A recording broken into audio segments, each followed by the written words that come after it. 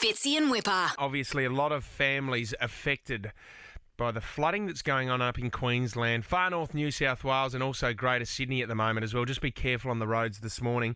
We need to talk about a family, a Lismore family. This is absolutely heartbreaking because they were affected by the floods in 2017, but we've heard that Craig and Krystal, they've lost their entire home again.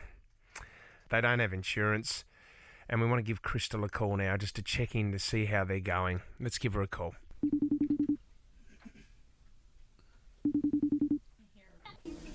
Hello. Krystal, how are you, love? It's Fitzy and Wippa. Hello. How are you? Okay, where are you at the moment? It looks like you're in a hospital. Is that correct? We're at the Alstonville Medical Centre. The hospital's at full capacity in Lismore, as far as we know. Okay, and who have you got next to you there, Krystal? Yeah, just our little girl. Oh, is she a little bit sick at the moment, Krystal, is she? Yeah, she came down with her and her brother both got a vomiting bug the night before last, just what we needed. Oh, poor little thing. Krystal, we've been thinking of you guys and we're hearing more about your story as we come to grips with what's going on. Krystal, so can you set up the scene for us? You're at home, the floods are rising. You knew you had to get out? We spent 2 days preparing our business and residence that we live at. We live at our business. What's your business? Airport. We live at the Lismore Airport. Yep. Right. So we have 8 aircraft that are normally stored there, Yep. light aircraft. So we evacuated moved them all to the flood mound where they're usually safe, and moved all of our belongings up onto a flood mezzanine that we bought 3 months ago that was meant to be well above the 1 in 100 flood level. So we thought everything would be safe. I took 1 box of baby stuff with me in the car and took the kids to Alstonville to a family friend's house so that the kids would be safe. So I evacuated at about 4:30 in the afternoon. Yep.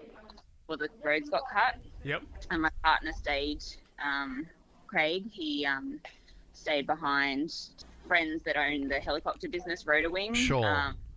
Their business is above 1 in 100 normally. So he was planning to stay there with them so that when the floodwaters recede, he could get into our hangar as soon as possible to start the cleanup effort because the roads are usually still cut for a while. Yep. So he was actually staying in one of our neighbouring hangars, had a portable cabin, and he set that up in front of their business because he thought it would be fine. Yep. And then at 4 a.m. or 3 a.m. I think I was messaging with the lady at the Rotor Wing business because his phone wasn't working, and I said, "Oh, is he okay?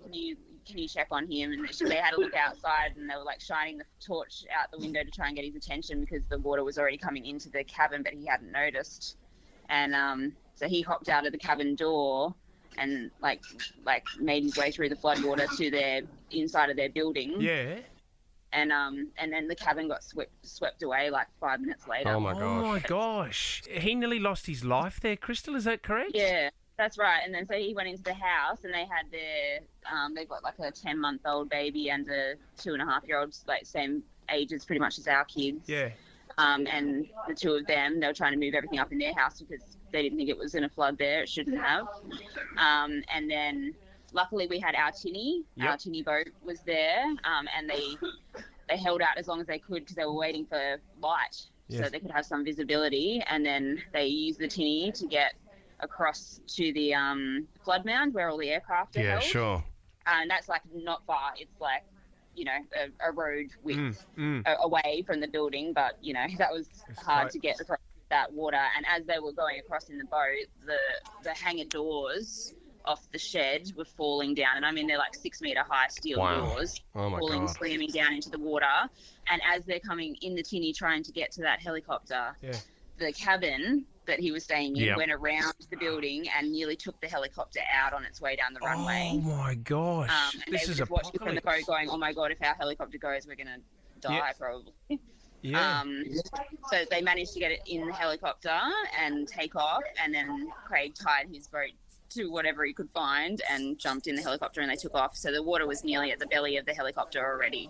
Jeez. So Craig managed to get out of there. I mean, staying around to try and make sure the planes are up on the mound and everything was crucial. But you're right. If that helicopter hadn't lifted off, God knows what would have happened. well. I mean, at least they were in a tinny, but the water was so strong, and I mean, it's just a tiny tinny, minimum capacity. So how's your house?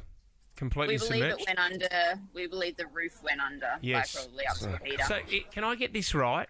That you had only just got over the 2017 floods, is that correct? Oh, yeah. Yep, that's it. We'd repaired everything from that. We only had a centimetre of water go into our living area in the 2017 flood. And we've left our cat in the hangar too, so we're pretty sure he's gone, unfortunately, because we thought he would be safe. So the cat's Inside. Krystal. Yes. Krystal, can you just give everyone a perspective here? Because if you've been affected by the 2017 floods, how expensive is flood insurance for a home? Is it ridiculous? You can't get it. Can't get it. I literally got laughed at when I rang our insurance company after the 2017 flood. They're like, we don't insure stuff. Well, the thing is too, Krystal, I've read that a lot of people will apply online, put in their address, and because of where they live, it simply says you can't apply for insurance. So there's absolutely no way that you can get it. Krystal, when you talk about the business, I mean, the house is obviously completely submerged. The water level has risen past the roof line. But in terms of the business and the planes on the mound, have they flooded as well? Are the planes gone? Yeah, they were all swept away. Yep. So we had 8 aircraft in our hangar. Our car was on the flood mound as well, so you got swept that's away. gone. Like, it might still be there. I don't know. I haven't gotten full images of what the water receding is looking like, but it'd still be completely gone right off and wasn't insured. So Where's Craig now? he's lined up at the petrol station, driving around the block with our son to try and get him to have a nap.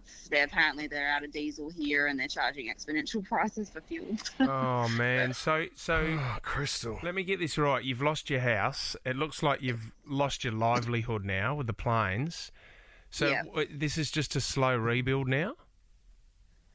We don't even know. We don't know if we could do another flood, to be honest, anymore. How do you start again? The stress is that, we haven't slept in like 2 days. Like, just every time you close your eyes, it's just flashes of horror, just imagining what happened to our pet and what happened to our hangar. Like, Especially with a 1-year-old and a 3-year-old, 2 little kids, and you're trying to juggle the entire thing, your house and your business. I know, and It's then they madness. came down with the vomiting bugs. No. Come down with a bug. Oh, my God. Krystal, the reason why we're ringing you, mate, is we just wanted to say that we've got your back. You've lost your house, you've lost your livelihood, and we just want to say to you that we want to give you $15,000 to get your life back on track. Oh. Thank you so much. What That would- will make a big difference. We're trying to find another car to help with the cleanup efforts, so that'll be, help us get another ute to sort of, That's the least we can do. And you Well, know what? let's- You see that fighting Aussie spirit, and we sit here comfortably in the studio while you're there, fighting for your life. So least we can do with $15,000. Yeah, it's just crazy. I just can't believe it. Like, now Ballina is gone as well. Like, I've had family, like my mum's house has gone completely under. My sister's house is completely under. Her father got stuck in the roof of his house, had to be smashed out to get in. Like, my other sister on the other side of the family, her mum's in Mullum. Her house was the only house on her street that didn't get water actually through the building, but she stayed. There's no phone signal anywhere. No. Oh, It's Krystal. really hard for people at the moment. Well, this is only just a start, and this is just to keep the family going, and hopefully you can get, some planes back through insurance there, and also, start rebuilding with the home. But we just wanted to help you out, mate. And I know, with stuff like this, you with your morals and values, you probably don't think you're a hero or anything like that. But what you guys are doing, we just wanted to say that you're an inspiration, and thank you very much for coming on and having a chat with us. No, thank you so much. Yeah, it means the world. Krystal, try and get some sleep as well the minute you can. Yeah, thank The you. little one drops off next to you. Have a kip in the chair too. You're eating your icy pole? Gotta keep eating your icy pole. Oh, there's an icy pole. There's a smile. Oh, Well, send all our love to Craig, Krystal, and we appreciate your time, and we'll keep in contact with you and get that through to you, okay? Okay, thank you so much. Thanks for everything. Thanks, see love. you, Krystal. See ya. Bye-bye. Fitzy and Wippa.